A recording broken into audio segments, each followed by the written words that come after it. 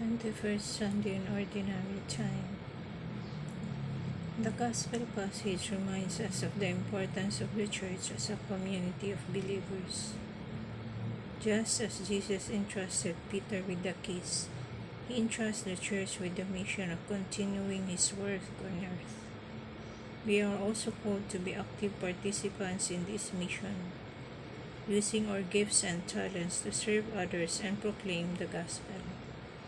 In our world today, where many voices compete for our attention and loyalty, we must remain steadfast in our faith and committed to the truth of Jesus Christ.